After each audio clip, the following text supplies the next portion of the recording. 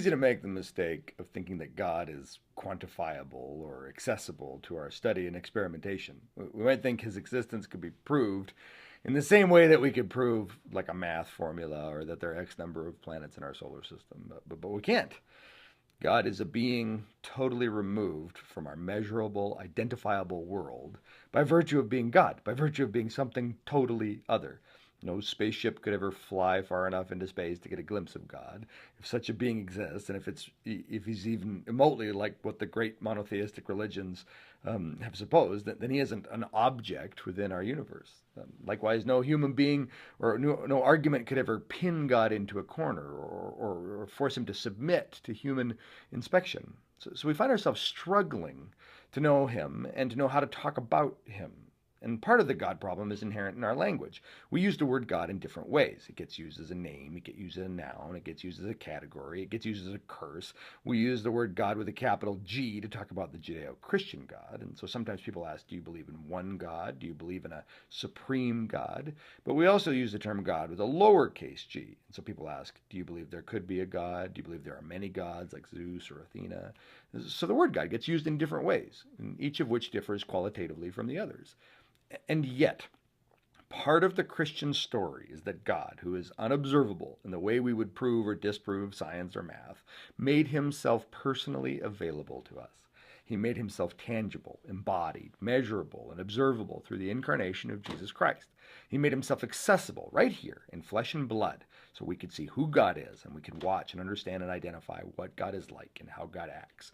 So if we ever had a question about God or about how God would act or what God would value, we actually have living proof of those actions and values in Jesus because God is Christ-like. We can't talk about God without referencing that in the biblical text we see that God became man. So we have access to him. So if you're looking for ultimate significance or rationality or for some kind of reason or purpose that's greater than simply, what we want to do or what we want to feel like doing, then it has to be traced back to God. He's our source, our origin. If you want to know why you've been placed on this planet, then you have to begin with God.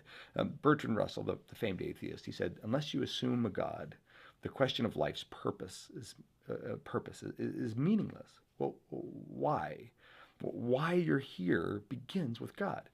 Your place on the planet begins with God. If you're going to say, I'm here for my family, then it must be asked, well, why are you here for your family? To which you might respond, because I love them, because I gave birth to them, or maybe I adopted them. Well, why did you do that? Well, I just felt this need. Where did that need come from? Well, I guess it came from my culture and my society. Well, where did the beginning of your culture and your society come from?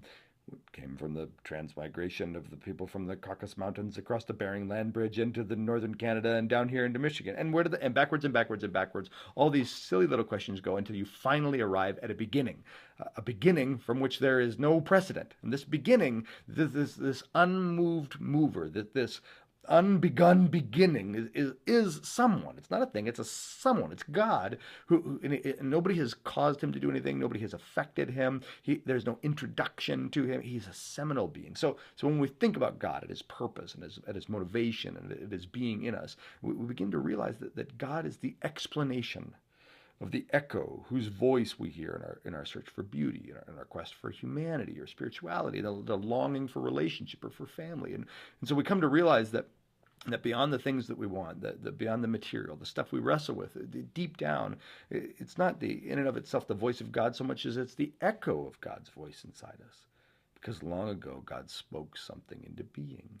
Like somebody yelling into the Grand Canyon, we hear and we feel those reverberations. And when God put first into existence by his speech. So we feel that desire for love, and we feel the ethic and the mandate of peace as the echo of God's creation going forth throughout his creation.